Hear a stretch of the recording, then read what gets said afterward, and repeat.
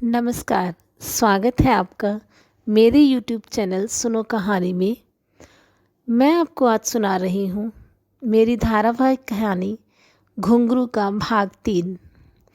चंदन के पिताजी का देहांत हो गया था।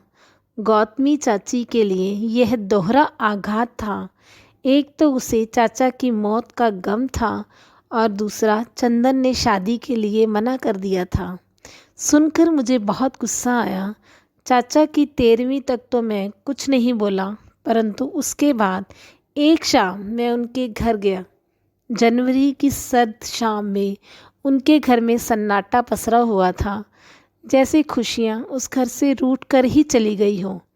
बाकी सब तो एक कमरे में रजाइयों में दुबके पड़े थे, जैसे मरने वाला इनके सारे काम खत्म कर गया हो। और चंदन अपने कमरे में अपने चिर परिचित अंदाज में बैठा था। उसके कमरे में फर्नीचर के नाम पर एक डबल बेड और एक मेज और एक कुर्सी थी। इसके अलावा और कुछ भी नहीं था। कुर्सी का स्थान चाहे बदलता रहता, परंतु मेज कई सालों से एक कोने में ही टिका हुआ था। उसके ऊपर 4-5 किताबें दीवार का सहारा देकर टेढ़ी खड़ी की हुई थी, जिन्हें देखकर लगता था कि उन्हें कभी खोला ही नहीं गया था। एक खिड़की बाहर गली की ओर खुलती थी, जो अक्सर बंद रहती या उस पर पर्दा तना रहता। चंदन हमेशा कुर्सी पर बैठा होता और उसकी दोनों टांगें बेड पर होती। उसकी पीठ और गर्दन कुर्सी की पीठ पर पूरी तरह से टिके होते और हमेशा वह एक गहरी सोच में डूबा होता। कई बार मैं सोचता कि आखिर वह क्या सोचता है। मेरे सामने तो उसकी ज़िंदगी खुली किताब की तरह थी। फिर क्या था जो उसे घुन की तरह अंदर से खा रहा था। माँ बाप चाहे कितने भी बूढ़े क्यों न हो जाए, औलाद को उनके बैठे रहने का ही सहारा होता है।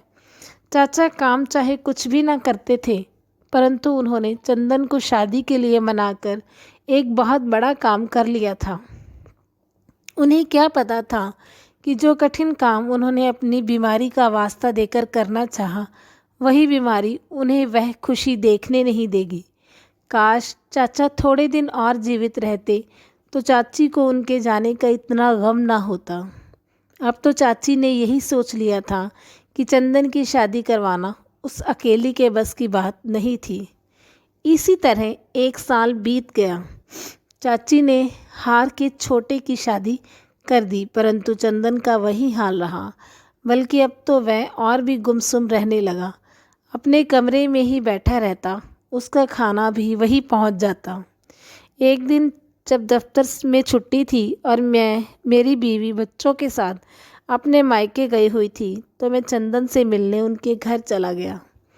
उसने कभी मुझे फ़ोन करके अपने घर नहीं बुलाया था और ना ही मेरे वहाँ जाने से उसने कोई खुशी प्रकट की थी। परंतु मुझे लगता था कि कहीं ना कहीं उसे मेरा उसके पास जाना अच्छा लगता था, क्योंकि मैंने कभी उसकी ज़िंदगी में घुसने की कोशिश नहीं की थी। बुद्धिजीवियों की तरह हमारी बातों का विषय आजकल के सामाजिक और देश के हालात थे, जिसमें फूहड़ता का बिल्कुल भी स्थान नहीं था। मेरे जाने पर वह पहली बार अपने कमरे में नहीं बल्कि छत पर मिला। मैं उसे छत पर देखकर अत्यधिक प्रसन्न था, परंतु वह अकेला ही खड़ा था। मुझे देखकर वह थोड़ा सा मुस्कुराया। मैंने उससे कहा, अच्छे लग रहे हो, ऐसे ही रहा करो। तुम्हें पता है, ये ज़िंदगी बहुत खूबसूरत है, इसे जी भरकर जीना चाहिए। मेरी बात सुनकर वह गंभीर हो गया। कुछ देर चुप रहने के बाद बोला, ज़िंदगी तुम्हारे लिए खूबसूरत है, मैं तो बस जी रहा हूँ। क्यों यार, तुम ऐसा क्यों सोचते हो? सब कुछ तो है तुम्हारे पास, घर बार, अच्छी नौकरी, और तुम्हें क्या चाहिए? मैं इन सब का हकदार नहीं हूँ, उसने कहा। आखिर क्यों? तुम्हें कुछ नहीं पता? क्या नहीं पता? आखिर वे कौन सी बात है जिसने तुम्हारी ज़िंदगी नर्क बना दी है? नर्क क्या होता है तुम्हें पता ही नहीं। मैं एक मुजरिम हूँ। मैंने किसी को नर्क में धकेला है।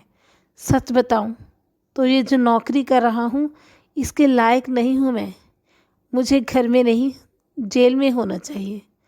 कहते हुए वह हाँफने लगा। मैंने उस दिन पहली बार उसकी आंखों में आंसू देखे, वरना वह तो अपने पिता की मौत पर भी नहीं रोया था, बस चुपचाप बैठा था।